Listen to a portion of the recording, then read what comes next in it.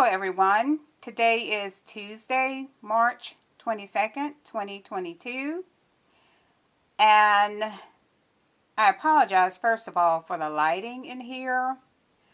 I'm using a gooseneck lamp to try to improve the lighting, and still is not the best lighting. It's picking up the green in the vegetables and turning the whole picture green at some point. So hopefully you'll be able to see, have a good view of what I'm trying to show you.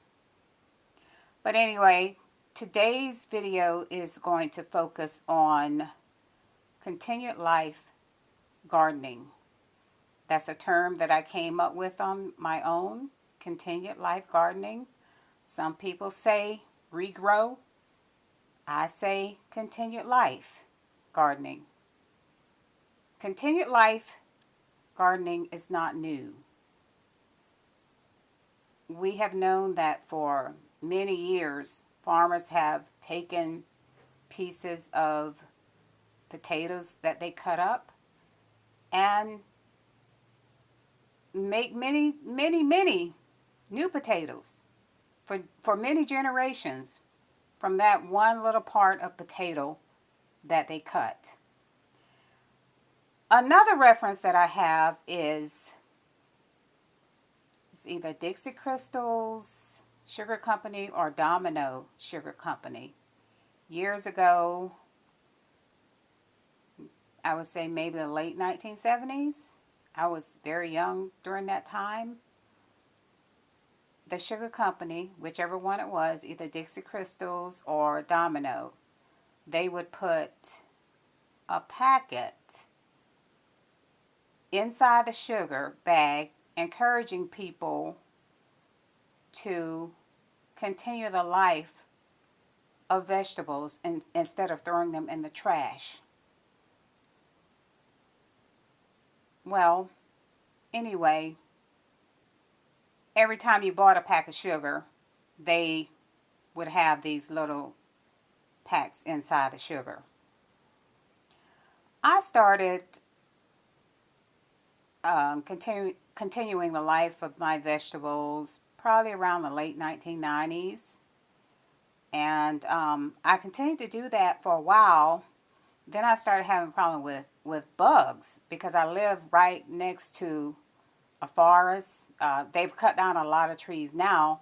And I also had a lot of pine trees. I mean, just a ton of pine trees in my yard.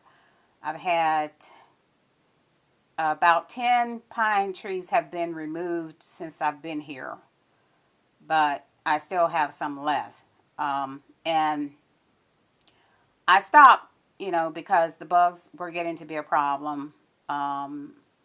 Yes, and I didn't have a problem with any bugs until I started growing plants on the inside. So all I do now is just grow plants on the outside. But the focus of the video today is going to be on continuing the life of green onions. I have some growing in my garden right now, but these are some new ones that I got yesterday. Every time I get green onions, I always continue the life of them, and this is how I do it. As soon as I get them from the store, I will take them. Most of the times I'll leave the rubber bands on them until I'm actually ready to go and put them outside. And I'll just let me show you, some paper towel, if you can see that. Wet paper towel. As soon as I get them, I put the wet paper towel on the bottom so they can stay moist. And then I put them inside. This is a paper towel roll that I cut in half. And I do that because I'm going to stick them down inside the flower pot. And it helps them to stand up straight And it helps me to be able to find them, because in the past I have planted onions and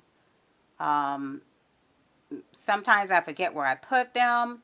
So I just put them in the pot, and instead of putting them directly in the ground, if I have a whole bunch of them at one time, I'll put them in the ground because I can usually see where they are.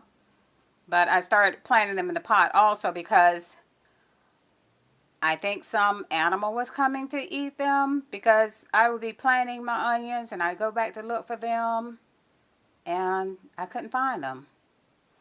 So I'm hoping that with me putting them in the paper towel roll, putting them down inside the pot, that the animals won't have a chance to get to them. But anyway, getting back to my procedure, I just stuff them inside the paper towel roll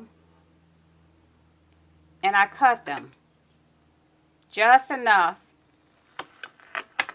I'm trying to do this carefully. I don't want to cut myself.